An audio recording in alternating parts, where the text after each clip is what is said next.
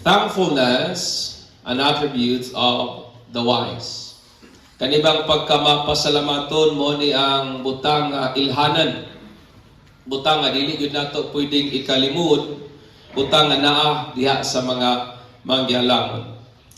Ang atong pagbabaladong makita nato in the book sa Psalms 107.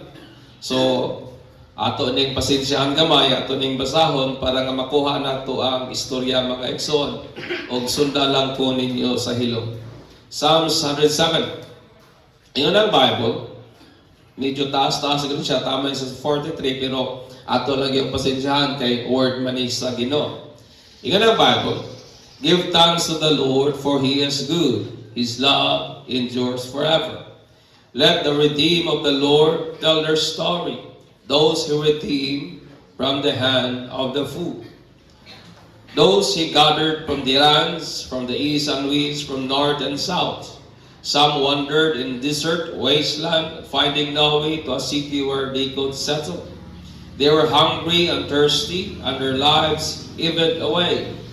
Then they cried out to the Lord their God, and He delivered them from their distress.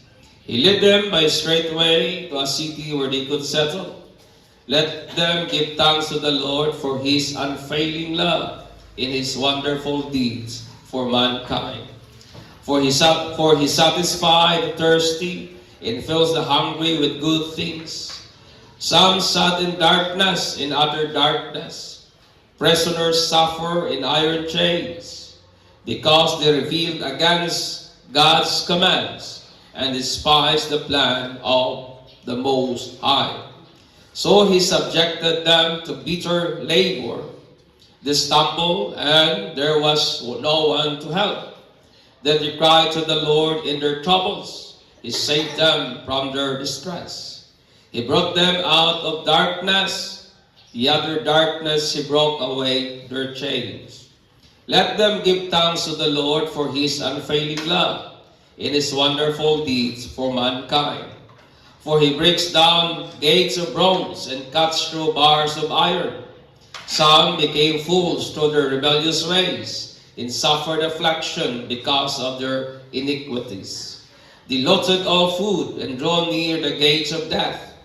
Then they cried to the Lord in their troubles, and He saved them from their distress. He sent out His word and healed them. He rescued them from the grave. Let them give thanks to the Lord for His unfailing love in His wonderful deeds for mankind. Let them sacrifice thanks offering and tell of His work with songs of joy.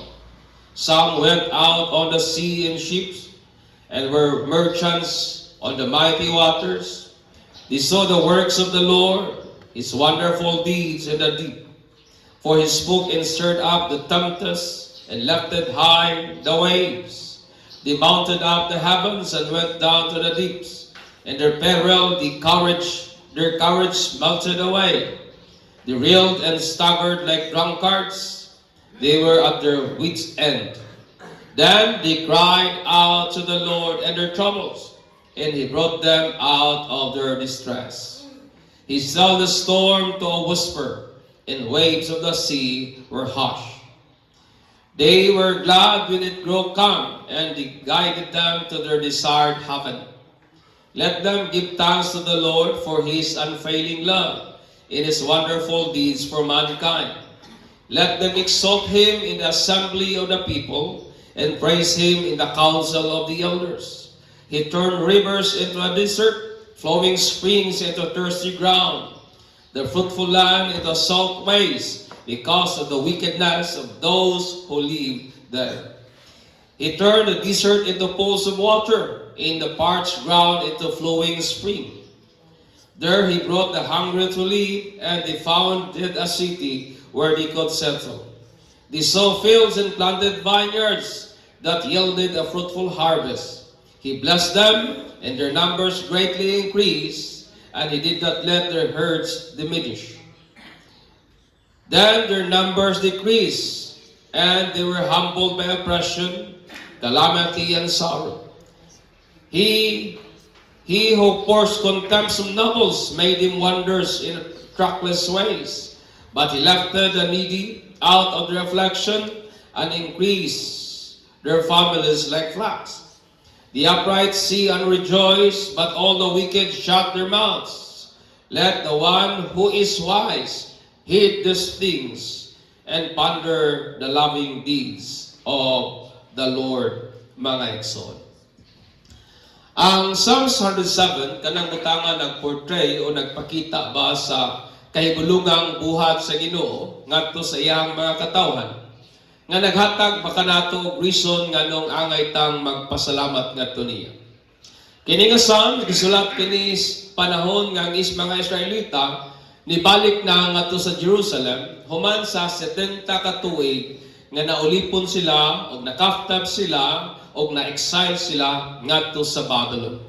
So mo nitong time nga nangulit na sila sa Israel o sa Jerusalem kay human naman ang 70 ka tuig nga na-exile sila sa Babylon, mga igsoon. O nasayot tang ang Ginoo yang raise up ang mighty kingdom sa Babylon. Ingon nga iyang servant aron nga silutan o i-chastise kining mga Israelita o mga Israelinhon tungod sa ilahang sala nga idolatry o rebellion. Because during this day, sa wala pa rin nahitabo, nabay pagbiyak nga gibuhat nila sa katuyuan nga iya sa Dios, thus God punished them by raising the kingdom of Babylon para nga silutan ang iyahang mga katawhan. Kini nga Psalms, mga igsoon, wala kini sa identified the writer, pero naghatag nato nga mga magbawasa o kanato karon nga mga Kristiyanon og sufisyente og lalong bugat nga rason nganong magahatag ta og pagpasalamat ngadto sa Ginoo, mga igsoon. Usa sa mga dilemma o usa sa mga butang nga lisod ba tubagon o usa sa mga butang nga lisod to karon og kabuang niadtong mga taong hokling sa kanapang sinugdanan sa kinabuhi. According to them, life is naggikan sa nothingness. May mga tao nga naghupot sa panghuna-una nga ang kinabuhi daw kuno nagsugod sa wala. Nga kini nga wala, dili pod nila kayang pamatud-an, no? Dili nila kayang suportaran og ebidensya that life comes from nothing.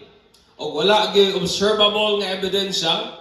Walay ebidensya nga imong makita, walay ebidensya nga imuhang ma-perceive, walay ebidensya nga mo conclude ug mahatag og lig-on nga katinawan nga ang kinabuhi, mga igsoon, it came from nothing. Lisod kay nato pamatud-an karon tungod kay sa atong kalibutan tanang butang atong makita may cause og wa gyud na magbutho nga walay cause o walay hinungdan o walay kanang gigikanan, mga igsoon. Then according to them, that nothing creates something. Lisod para nato ang pagdawat nga kining wala mo'y sinugdanan o tuburan o gigikanan sa kung unsa may atong makita. O walay sufficienting evidence nga mo-support niini that non-life creates life. May mga tao naghuna-huna niana nga ang way kinabuhi mo'y tumuran, sinugdanan sa unsa ang kinabuhi, mga igsoon. Gikinahanglan nga nagay sufficient nga cause for something to exist. Amen. Nga nagay sufficienteng hinungdan para sa usang butang nga kana mubutho ug mutungha sama aning pulpit kaning podium, dili ni sa mubutho nga walay sufficienteng cause. O ang cost niya na, may panday nga naghimo, may kahoy, mo na reason nga nung naay pudyum karon, mga igsoon. O kanang sufficient nga cost para sa something nga ma-exist, wala na yung lain nga sufficient cost niya ng tanan, mao lamang yun ang Ginoo, igsoon. Amen. Amen.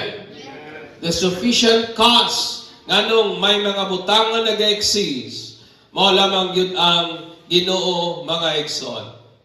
O sa dihang ang Bible nagingon nga ang atong Ginoo maayo ba gyud ang Ginoo, igsoon? Amen.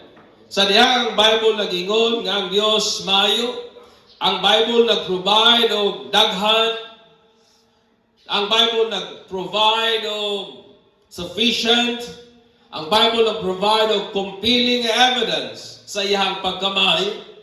Naghatag ang Biblia og kana bitawng makadani, dili nato ikadinay, dili nato ikalimod nga ebidensya sa pagkamaayo gayud sa Ginoo. Amen. That is our God. O sa dihang ang tao iyang maobserbaran kining mga evidences, kining mga ebidensya sa pagkamaayo sa Ginoo, kana nga tao will certainly responds diha sa pagpasalamat. Sa dihang ang tao iyang maobserbaran, iyang matino, iyang makita kining ebidensya sa pagkamaayo sa Ginoo, ang iyang bugtong himuon mao gid ang mo response sa pagpasalamat ngadto sa Ginoo, mga igsoon. Amen. Ang mga tao, kitang tanan, we are exhorted, gidasig kita, nga mohatag kitag pagpasalamat ngadto sa Dios tungod sa iyang mga kahibulungang mga buhat ngari kanato. O kini nga salmo nagsulti natog hinubay kabahin sa kahibulungang buhat sa Dios, a coherent evidence of His goodness. Kana bitawng logical kaya natong pamatud-an nga mga butang nga nagapanayag sa pagkamaayo sa Ginoo o sa iyang gugma nga ri kanato nga nagalahutay sa wagi kahangturan, mga igsoon. Og niyaning mga musunod nga mga buhat sa Dios according to Psalm 7, sumala sa naobserbaran sa nagsulat niini. Nga atong Ginoo na ihatang gina-chastise, or God chastises people to restore them, not to condemn them. But in verse 2, nga to sa 24. Nga atong Ginoo, wala kanya ihatang silutan, something like that, ihatang punish, ihatang disiplina, dili para nga hukman ta, but to restore us, mga igsoon. Ang mga Israelites, mao kini ang mga taong may kasabutan o may covenant gana sa Ginoo. O nagsaad ang Dios og land para nila kung hain sila magdwell. This is the covenant to them. Nagsaad ang Ginoo promised land ngadto kanila, o ang sentro niya ng promised land mao ang Jerusalem, nasayod naman taniana. O ang Ginoo pod ang nagsend nila ngadto sa exile. It was the will of God nga isend sila ngadto sa exile sa Babylon as just chastisement. Ingon nga kana bitawng iyahang hukom o iyahang bitawng kaning silot o punishment ngadto nila aron nga i-redeem o aron nga luwason sila gikan sa ilahang idolatrous practice and rebellious nga heart. Tungod kaning panahon ng nation sa Israel, halos nagabatok sa Ginoo by worshiping idols. So God chastised them by sending them to exile aron nga ilahang kasing-kasing ma-redeem gikan sa mga idolatrous nga practice o gikan sa ilahang rebellious nga kasing-kasing mga igsoon. Tungod kay ang purpose gyud sa divine nga chastisement, restoration, mga igsoon, dili gyud condemnation. Amen. Amen. Nga kanang ibalik ta sa Ginoo sa iyang katuyuan, dili para i-condemn o dili para tong ilugmok ta sa unsa man ang lisod, mga igsoon. Ingon ang Bible in Hebrews 12:7-8. Endure hardship as discipline. God is treating you as His children. For what children are not disciplined by their father? Amen. Sa unsa man daw kuno ning anak kung wa ginadisiplina sa iyang amahan. If you are not disciplined and everyone undergoes discipline, then you are not legitimate, not true sons and daughters at all. Nga kung naada kuno tay mga kapakyasan nga nagakabuhat, kung wa daw kuno ta ginabadlong, wa daw kuno ta ginadisiplina sa Dios, then kana nagpamatuod nga dili daw kuno ta iya o dili ta legitimate nga anak sa Ginoo. Amen. Tungod kay ang iya sa Dios ginapanton, ginatudluan gayud sa Ginoo. Then ingon niya nga kana maong mga butanga, mga igsoon, ginadisiplinta, ingon pa niya through hardship, mga kalisdanan ba, mga kakulian sa kinabuhi, Di lamang pinagi sa balatian, pwede pinagi sa mga problema, pwede pinagi sa mga circumstances, mga hardship, mga igsoon. Pwede nga sa ingana nga pamagi, ginapaabot sa Dios ang iyang pagpantun ngadto sa iyang mga anak. Okay nga ng Bible, hakitang tanan nakaagi sa maong pagpantun mga igsoon. Amen.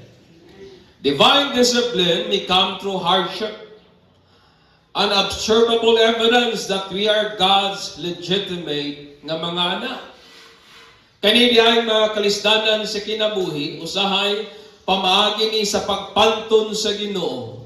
O kana mo'y butang atong mapkita o mapamatud-an nga ebidensya nga kita iya gyud diay mga anak.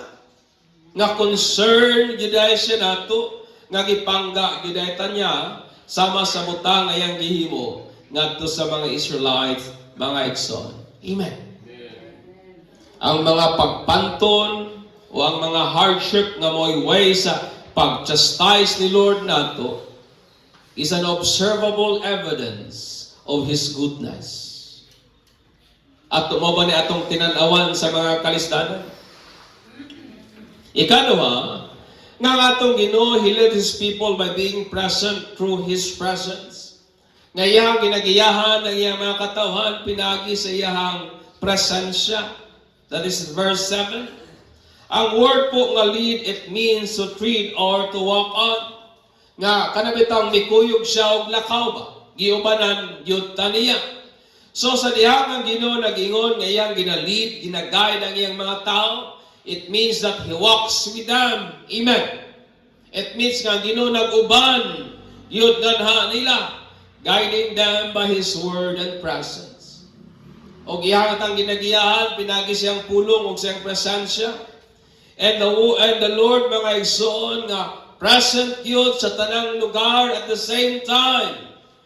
Iyatang ginalid, iyatang ginagiyahan through His word and through His presence ngadto sa iyang mga saad, giving us the guarantee sa dihang nanumpa sa siyang kaugalingon nga iyahang pagatumanon ang usama ng iyang mga saad nga ni kanato mga igsoon. Amen.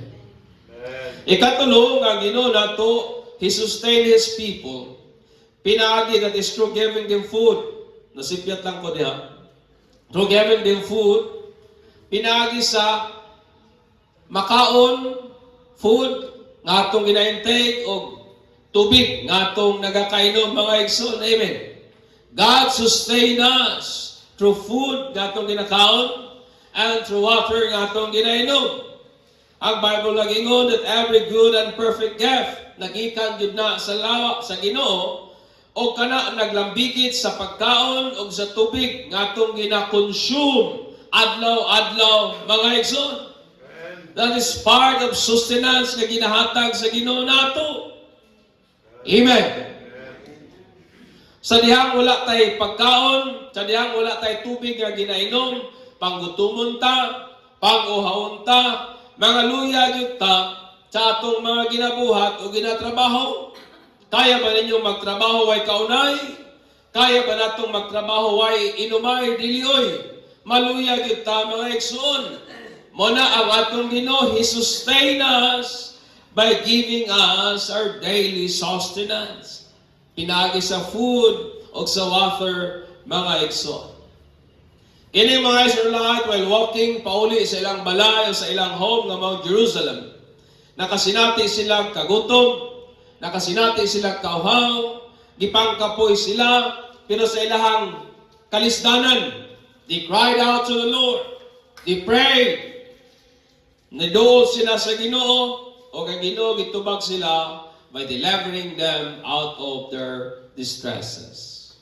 Ang atong Ginoo igsoon, kung inyong masabtan, kanang atong pagkaon nga ginakaon kada adlaw, kanang tubig nga atong ginainom, matag karon ug niya, that is His sustenance that comes from God. Amen. Amen. Pagpaka na to sa niyana. Ang ato pong Ginoo, He helped by freeing His people from their incurred affliction. Nga ang Ginoo iyang ginatabangan nga ipagawas ang iyang mga katawhan gikan sa ilahang mga kakulian nga sila rapod ang naghimo. Sa mga kasakitan nga sila ray nagpahamtang ba sa ilahang kaugalingon. Ang writer sa mga Psalms, nasabtan gayud niya nga ang reason layo sa ilahang mga kalisdanan, ang reason behind sa ilang exile, ang reason behind sa ilahang mga pagantos ngadto sa Babylon. Mao kini ingon siya, for he said that because they rebelled against the word of God, tungod kay nagrebelde sila batok sa pulong sa Dios, o wala nila hatagid pagtagad og ilahang gi kaligut-gutan og ilahang gi treat with contempt ang counsel nga iya gyud sa labing gamhanan. In short, wala nila igsapayan ang mga warning, ang mga pulong, ang mga pagtulunan nga iya gyud sa labing gamhanan, mga igsoon. So ang gibuhat sa Ginoo, the Lord humbled their heart with grievance.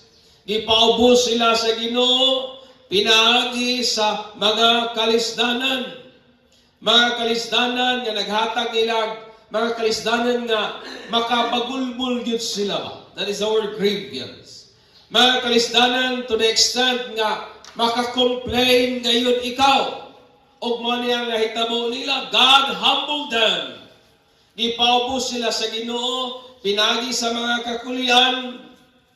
Then nangaluya sila pag-ayo. O wala gyud makatabang nila, mao lamang gyud ang Dios, mga igsoon. Di ba usahay sa kinabuhi, kita man lang po usahay ang nagahatag og mga affliction, mga kakulian sa atong kinabuhi ba. In short, kita ray gahimo sa kaugalingon natong problema, pero out of that sa dihang maglisod ta, when we call to the Lord our God, iya gihapon ta ang tabangan. Amen. Og maning nahitabo sa mga Israelita, God helped them sa ilang incurred nga affliction. Ikalima, nga atong Ginoo, He sent His word o pag-ayo sa iyahang mga suffering people. Ingon pagali ang Bible nga ang uban nila suffered gikan sa severe nga mga balatian that made him abhor all manner of food. Nga kana bitaw ang halabihan nilang labihang sakitan nila nga ilahang nasa ilang lawas o may balatian to the extent nga di sila ganahan mukaon. Ngayon, pagali ang Bible nga halos kanabitawang kung sa ato siguro murag ang usang tiil, nana siguro sa lubnganan. Pero sa ilahang distress, they cried out to the Lord o giluwas sila sa Ginoo by sending His word and healed them. Amen. Ang Ginoo nato moayo gyud sa atong mga balatian. Amen. O maning gibuhat sa Ginoo ngadto sa mga Israelita. Ikaw no, that the Lord protected His people from the presence of danger. In verse 22 to 31. Tungod kay may mga pipila sa mga Jews na mga sellers o mga kanabitang mga kung siguro sa ato karon nasa panagatan nga trabaho ba nga nakasinati sila og halabihang ngil-ara nga bagyo. Ngayon pa ang Bible nga haskang taasa daw kuno sa mga bawod, ingon pa ang writer nga halos mga hubog sila tayog-tayog sa bawod. Ingon pa nila mura og bonegid ang ilang last, but they cried out to the Lord. O kung sa gibuhat sa Ginoo, iya silang giluwas sa maong makuyaw nga kahimtang. O gigiyahan sila ngadto sa ilahang gigiyahan sila ngadto sa ilang safe nga haven o sa ilahang safety nga padulnganan, mga igsoon. Amen. Amen. And I believe some of us nakasinati na po ani nga giluwas kita, gi-rescue kita, gipanaligdan kita sa Ginoo sa usa ka makuyaw nga mga kahimtang. Amen. From the presence of danger. Ikapito, nga ang Ginoo po nato iyahang ginatunglo ang fertile nga land tungod sa kadautan sa mga nagpuyo niana. In verse 33 to 34. Iyang ingon, He turns river into a wilderness, and the water spring into dry ground. Kaya na buhaton sa Ginoo. Kaya niyang buhatong Deserto ang usa ka tabunok nga yuta. Kanyang himuong uga ang usa ka spring. Kanyang himuong barren ang usa ka mabungahong yuta. Ingon ang Bible, tungod sa kadautan niya itong mga nagdwell niya. Amen. Amen. That is part of the justice of God. That is an expression of His goodness sa pikas nga bahin, mga igsoon. In 35 to 36, nga ato pong Ginoo, iya pong ginapanalanginan ang mga barren nga land for His people's welfare. In verse 35, ingon niya to 36, He turns the wilderness into pools of water. Kaya po niyang himuong dagaya, kaya niyang himuong may tubig na nag-aagas, gikan sa kamingawan o sa deserto, and a dry land into water spring. Amen. Amen.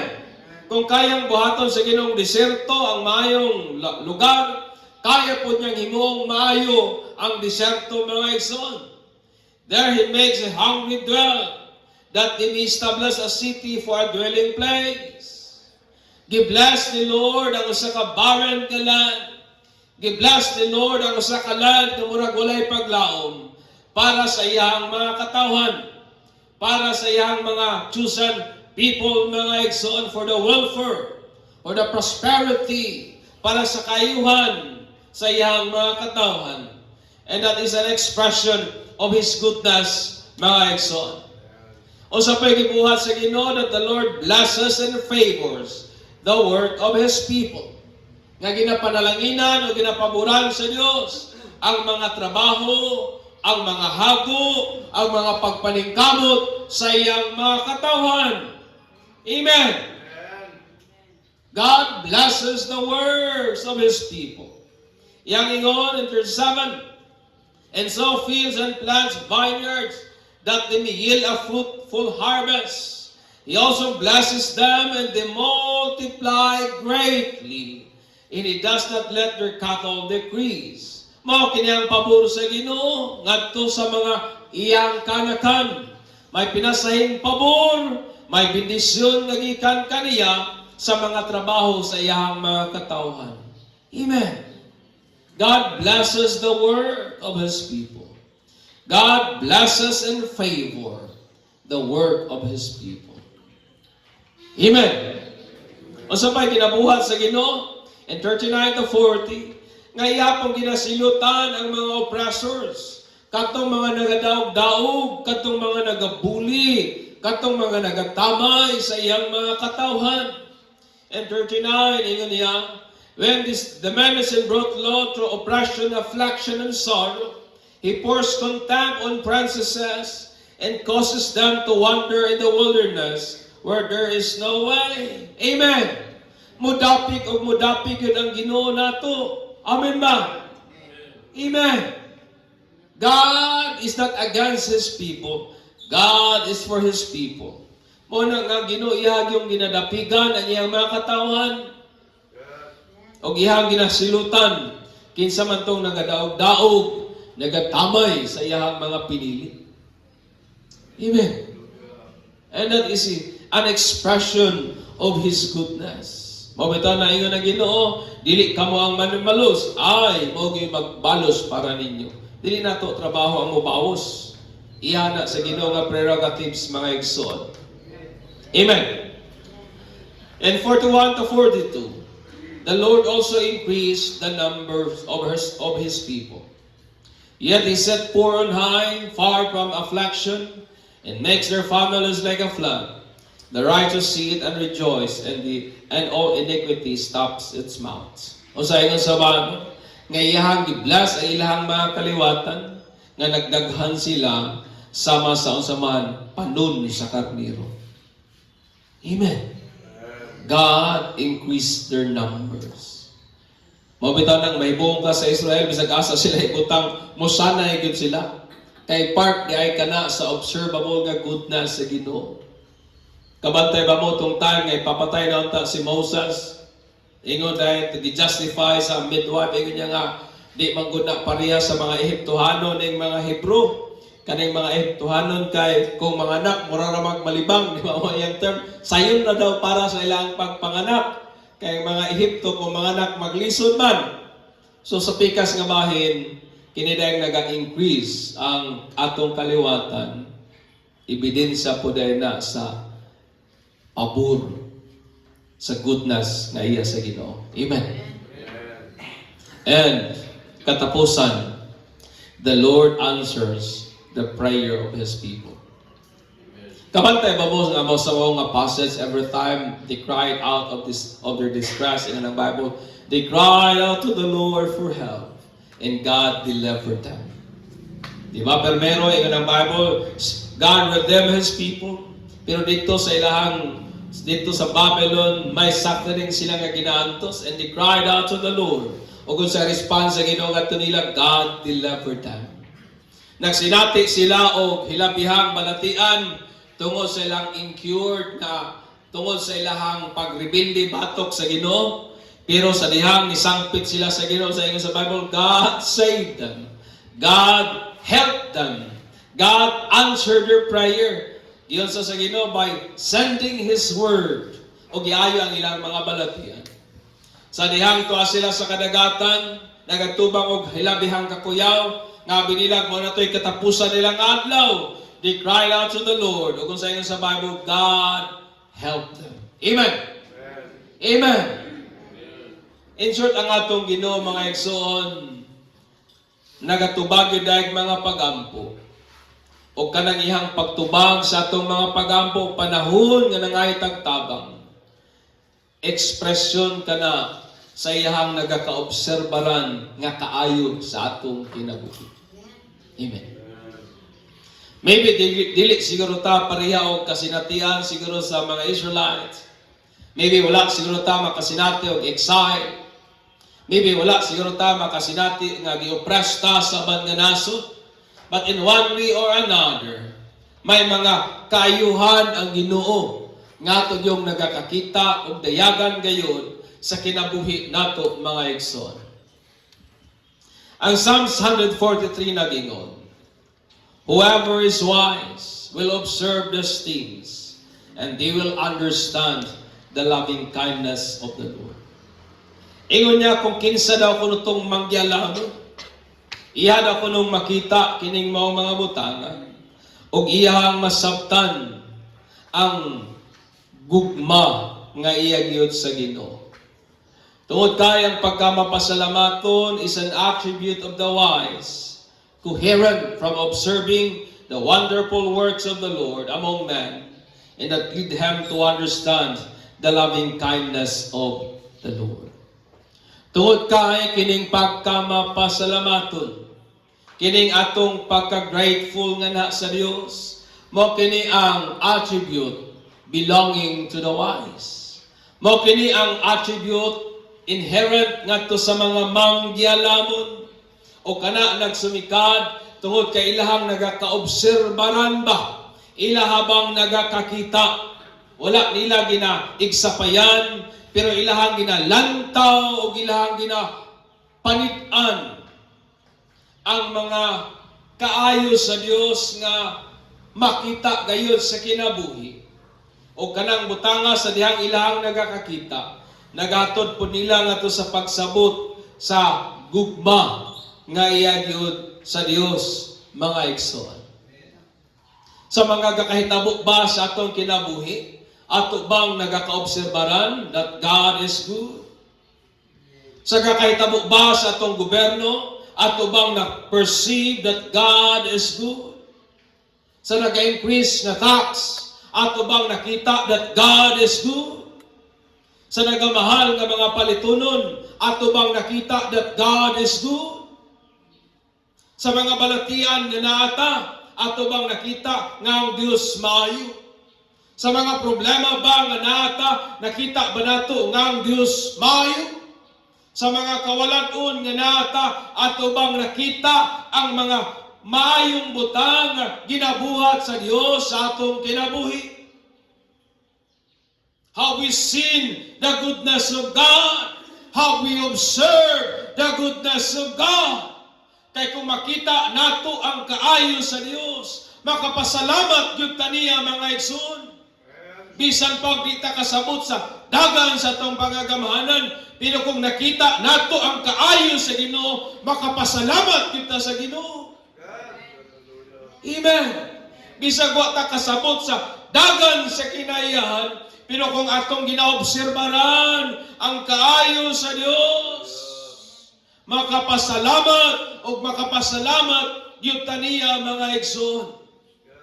Tungod kay ang tinuod mao kani, daghan mga dili mayong butang nga nagakahitabo sa atong kinabuhi, but bad things in life cannot outnumber the wondrous work of the Lord sa diyang atong tiyunay nga nakita ang iyang mga maayong buhat sa atong kinabuhi.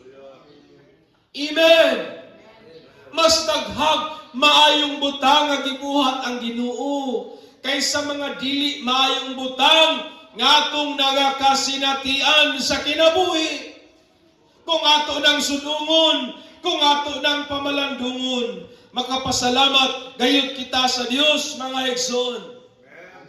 Amen. When our hearts observe His goodness, it is then our natural response to give Him appropriate, exuberant, and heartfelt thanks. Amen. Muna kung imong makita, huwag yung kay laing response, kundi hatagan nimo siya og angayan nga pagpasalamat nga para niya. Hatagan nimo siya dili ininot, kundi dagaya nga pagpasalamat, ug hatagan nimo siya kinasing-kasing nga pagpasalamat mga igsoon. That's why my question among natong tanan karong nining sa iyong kabuntagon, manggialamon ka ba? Are you wise? Amen. Are you wise? Because the Bible said, whoever is wise will observe these things. Unsa man nga things? The goodness of God. Kato daw ko nung manggialamon, iyahang maobserbaran. Kabantay ba mo aning mga taong maritis? Obserban kayo.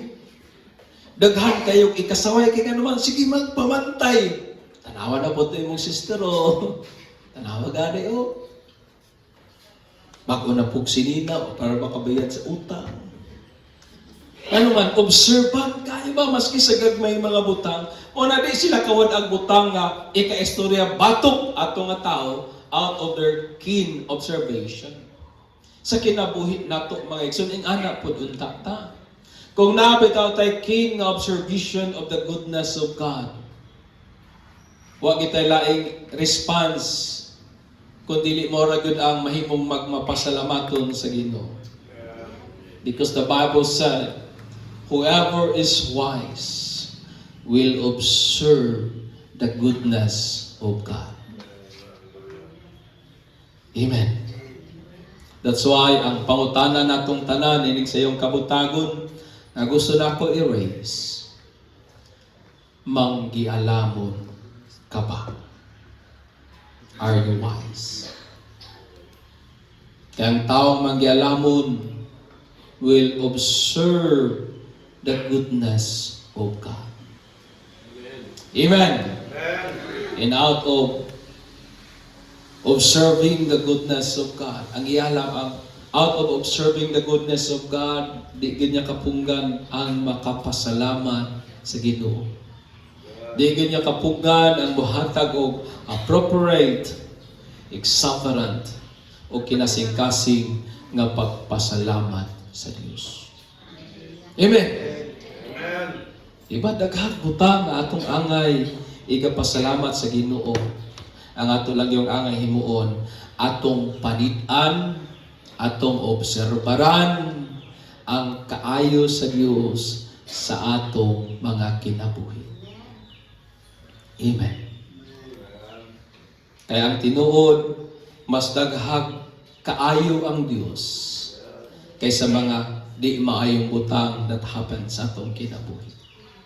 The bad things in this life tanan and could not and would not outnumbered the goodness of God. Amen. So magapanindog ta,